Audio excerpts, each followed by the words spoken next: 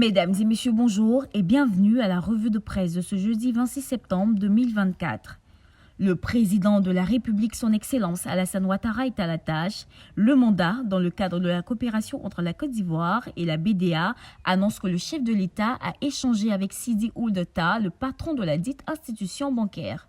L'objectif affiché est la construction de logements sociaux et l'appui à l'agriculture. La même information livrée par Le Patriote qui note que pour les performances macroéconomiques de la Côte d'Ivoire, le président Ouattara est félicité par la BDA et Fraternité Matin, le journal pro-gouvernemental, reprend à son compte l'information et mentionne que Ouattara échange avec le président de la BDA. En plus de cette information, le journal pro-gouvernemental propose au lecteur un dossier qui a attrait à la lutte contre la lèpre et écrit qu'il y a une dernière bataille à gagner.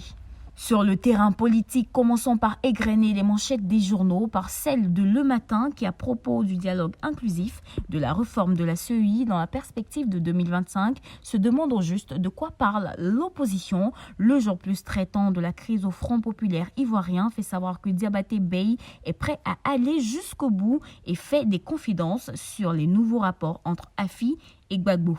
Parlons de la marche du PDCI-RDA. Le nouveau réveil préconise qu'en attendant la convention, le PDCI-RDA, l'installation d'un comité de médiation s'impose.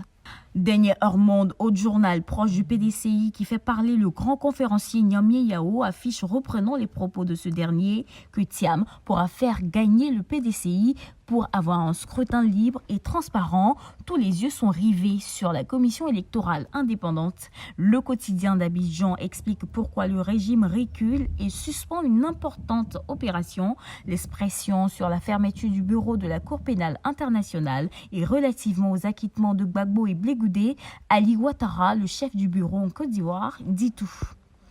L'avenir qui s'intéresse dans sa livraison du jour à la mission des députés RHDP au Nord rapporte qu'ils ont rendu visite aux soldats sur le front à Kafolo, cela dans le cadre du soutien aux soldats basés aux frontières nord. Restons dans le cadre militaire et lisons la une de l'Inter qui nous révèle qu'une menace de déstabilisation plane sur la Côte d'Ivoire car d'anciens démobilisés de l'armée ivoirienne s'entraînent à Bobo-Dioulasso. À cet effet, de lourds soupçons planent sur Guillaume Soro et le temps suite au procès des activistes arrêtés lors de la marche contre la vie chère est très amer à sa une et dénonce la prison pour les marcheurs et la liberté pour les voleurs de la République.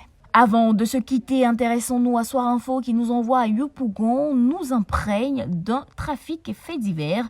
Dans cette commune, une dame de 53 ans ne supportant pas la maladie de son fils devenu subitement aveugle se jette du deuxième étage d'un immeuble.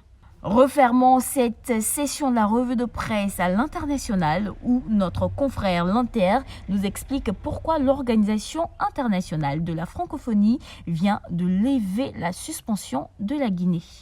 Mesdames et messieurs, voici ainsi égrené l'essentiel de l'actualité. Nous vous donnons rendez-vous demain, même heure, même canal. D'ici là, portez-vous bien.